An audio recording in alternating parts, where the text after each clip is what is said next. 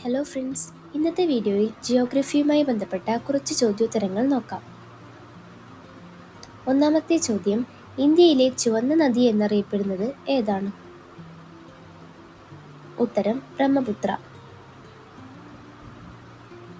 ഭൂപട നിർമ്മാണത്തെക്കുറിച്ച് പഠിക്കുന്ന ശാസ്ത്രശാഖ ഏതാണ്? ഉത്തരം കാർട്ടോഗ്രഫി.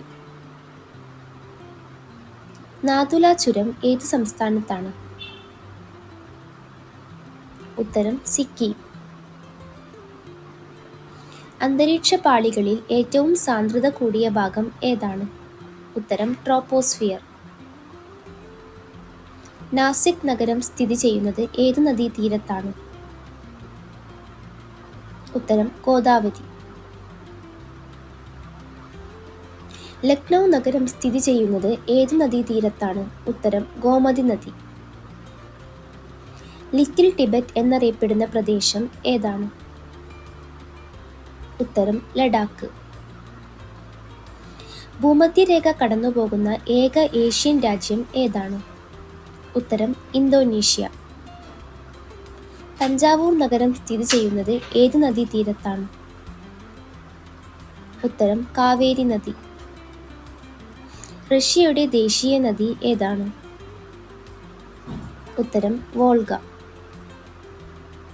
ഏറ്റവും നീളം കൂടിയ ഹിമാലയൻ നദി ഏതാണ്? ഉത്തരം ഗംഗ. കാലഹാരി മരുഭൂമി സ്ഥിതി ചെയ്യുന്നത് എവിടെയാണ്? ഉത്തരം ദക്ഷിണാഫ്രിക്ക. മൺസൂൺ കാറ്റുകൾ കണ്ടുപിടിച്ച നാവികൻ ആരായിരുന്നു? ഉത്തരം ഹിപ്പാലസ്. ഇന്ത്യയിലെ ഏറ്റവും പ്രാചീനമായ പർവ്വതനിര ഏതാണ്? ഉത്തരം ആരവല്ലി പർവ്വതം. മോഹൻജദാരോ, ഹാരപ്പ എന്നീ പ്രാചീന നഗരങ്ങൾ ഇന്ന് ഏത് രാജ്യത്ത് സ്ഥിതി ചെയ്യുന്നു? ഉത്തരം പാകിസ്ഥാൻ. പർവ്വതങ്ങളെക്കുറിച്ചുള്ള പഠനം ഏതു പേരിൽ അറിയപ്പെടുന്നു?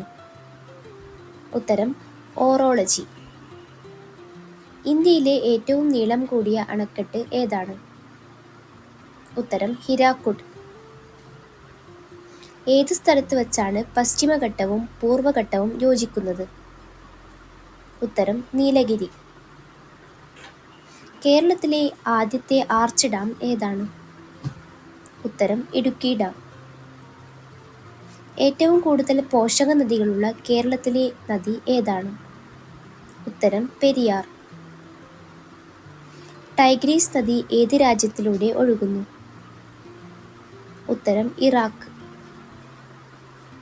ഗോദാവരി നദി ഉത്ഭവിക്കുന്നത് എവിടെ നിന്നാണ്? ഉത്തരം നാസിക് കുന്നുകൾ.